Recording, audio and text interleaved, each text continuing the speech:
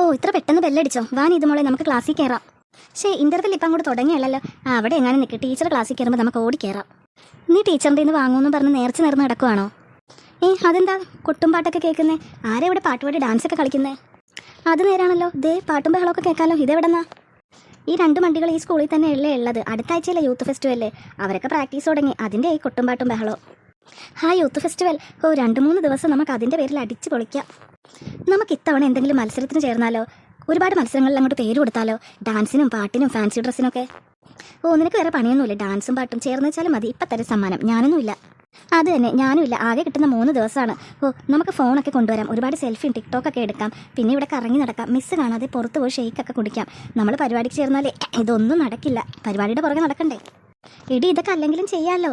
നമുക്ക് എന്തെങ്കിലും ഒരു പരിപാടി ചേരാം. നമ്മൾ മാത്സിന് തോറ്റതിന് എന്തൊക്കെയാണ് മിസ് പറഞ്ഞത്? നമുക്ക് എന്തെങ്കിലും ഒരു സമ്മാനം വാങ്ങണ്ടേ? പിന്നെ എന്നെ കൊണ്ടൊന്നും വയ്യ. ഇവള് പറഞ്ഞു വെച്ച് നോക്കുമ്പോൾ ശരിയാണല്ലോ. നമുക്ക് എന്തെങ്കിലും ഒരു സമ്മാനം വാങ്ങി കാണിച്ചു കൊടുക്കണം.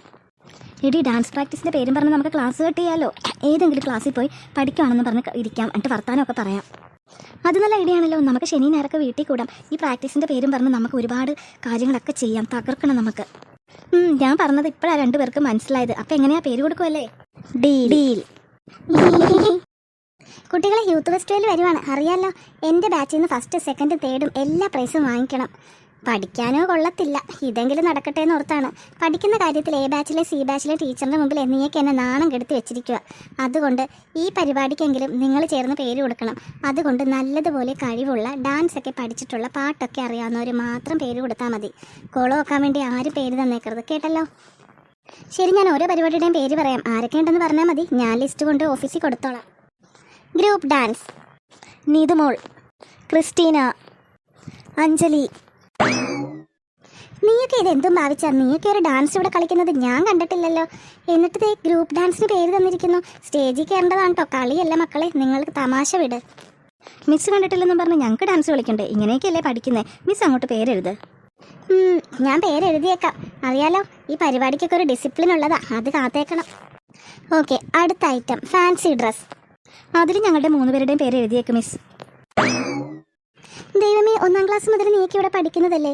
ഇതുവരെ നിങ്ങൾ യൂത്ത് ഫെസ്റ്റിവലിന് ഒരു പരിപാടിക്കും ചേർന്ന് ഞാൻ കണ്ടിട്ടില്ലല്ലോ. നിങ്ങൾ ഇനി എന്തെങ്കിലും പണിയൊപ്പിക്കാനാണോ പിള്ളേരെ? അല്ല, മിസ്സല്ലേ പറഞ്ഞത് നമ്മുടെ ക്ലാസ് 1st, 2nd, 3rd ഒക്കെ വാങ്ങണമെന്ന്. അതുകൊണ്ടാണ് ഞങ്ങൾ പേര് തരുന്നത്. അത് പിന്നെ 1st, 2nd, 3rd ഒന്നും വാങ്ങിയില്ലെങ്കിലും കുഴപ്പമില്ല. നിങ്ങൾ സ്റ്റേജിൽ കയറി വേറെ ഒന്നും കാണിക്കാതിരുന്നാൽ മതി. എനിക്ക് നിങ്ങളെ നല്ല വിശ്വാസമുള്ളതുകൊണ്ടായി പറയുന്നത്. മിസ് ധൈര്യമായിട്ട് പേരെഴുതണം. പേരൊക്കെ ഞാൻ എഴുതുന്നുണ്ട്. ദൈവമേ, എന്താകും എന്തോ. അമ്മേ, ഇതെന്താ നീതുമോളെ? അഞ്ജലിയും ക്രിസ്റ്റീനയൊക്കെ ഉണ്ടല്ലോ. എന്താ എല്ലാവരും കൂടി പെട്ടെന്ന് പറയാതെ? ഞങ്ങൾക്ക് ആൻറ്റീനെ കാണാൻ തോന്നി, ഞങ്ങൾ വന്നു. ഒന്ന് നിർത്തടി, അങ്ങനെയൊന്നുമല്ല. ആൻറ്റീനോട് കാര്യം പറയാം. അമ്മേ, ഇവർ വീട്ടിൽ പ്രാക്ടീസ് ചെയ്യാൻ വന്നതാ. ഞങ്ങൾ യൂത്ത് ഫെസ്റ്റിവലിന് ഒരു പരിപാടിക്ക് പേര് കൊടുത്തു. പരിപാടിയോ? എന്ത് പരിപാടിയാ മോനെ? Group dance. അയ്യോ, അതിന് നിങ്ങൾ ഗ്രൂപ്പ് ഡാൻസ് ഒക്കെ കളിക്കുമോ? നിങ്ങൾ ഇതുവരെ ഇവിടെ ഡാൻസ് കളിച്ച് ഞാൻ കണ്ടിട്ടില്ലല്ലോ. നീതുമോളും അങ്ങനെ കളിക്കുന്നത് കണ്ടിട്ടില്ല. വെറുതെ സിനിമയിലെ പാട്ടൊക്കെ വരുമ്പോൾ ഒരു ഡെപ്പാങ്കുത്തൊക്കെ കാണിക്കുന്നത് കാണാം. അത് തന്നെയാണ് ഡാൻസ്. അതാ ഞങ്ങൾക്ക് കളിക്കണ്ടേ, അത് പ്രാക്ടീസ് ചെയ്യാൻ വന്നതാ. നീതു എന്തായി പറയണത്? യൂത്ത് ഫെസ്റ്റിവൽ എന്ന് പറഞ്ഞാൽ അത്ര സീരിയസ് ആയിട്ടുള്ള പരിപാടിയാണ്. അതിൽ നിന്ന് ജയിക്കുന്നവരെ സ്റ്റേറ്റ് തലത്തിൽ, നാഷണൽ തലത്തിലൊക്കെ കൊണ്ടുപോകും. അപ്പോൾ അങ്ങനെ ഒരു സീരിയസ് ആയിട്ടുള്ള പരിപാടിയിൽ നീ ഡെപ്പാങ്കൂത്താണോ കളിക്കാൻ പോകുന്നത്? ഇവൾ വെറുതെ പറയുന്നത് ആൻറ്റി. ഡെപ്പാങ്കൂത്തൊന്നും അല്ല. ഞങ്ങളെ എങ്ങനെയെങ്കിലും ഒരു നല്ല ഡാൻസ് പഠിക്കണം, അതിന് പ്രാക്ടീസ് ചെയ്യാൻ വന്നതാ. ആൻറ്റി പറഞ്ഞത് ശരിയാ, ഞങ്ങൾ ഡാൻസ് ഒന്നും കളിച്ചിട്ടില്ല. യൂട്യൂബ് നോക്കി പഠിക്കാന്നോർത്ത് ഇങ്ങോട്ട് വന്നതാ. ഡാൻസ് കളിക്കുന്നതുകൊണ്ട് കുഴപ്പമൊന്നുമില്ല, പക്ഷെ 1-2 ദിവസം കഴിഞ്ഞ് നിങ്ങൾ നിർത്തിക്കളയും. അതുകൊണ്ടാണ് ഞാൻ പറയുന്നത്, ഇത് നിസ്സാര കളിയല്ല, കുറച്ച് കഷ്ടപ്പാടൊക്കെ ഉണ്ട്. അതൊക്കെ ഞങ്ങൾ ചെയ്തോളാം. ഞങ്ങൾ എന്തായാലും പ്രാക്ടീസ് തുടങ്ങട്ടെ. അമ്മ, ഞങ്ങൾക്ക് 3 ഗ്ലാസ് ചായയും ഫ്രഞ്ച് ഫ്രൈസും കൊണ്ടുപോവാ, കേട്ടോ? ഇവിടെ തന്നെ നിൽക്കാതെ അകത്തേക്ക് വാടി, ഡാൻസ് പഠിക്കണ്ടേ? ഞാൻ ആദ്യം ഒരു സ്റ്റെപ്പ് കാണിക്കാം, നിങ്ങൾക്ക് അതുപോലെ കളിക്കാൻ പറ്റുമോ നോക്കട്ടോ. പൂ വീണു നല്ല നല്ല പൂമാല, മുല്ലമാല പിച്ചിമാല പൂമാല, വന്നാട്ടെ വന്ന് വാങ്ങിയാട്ടെ.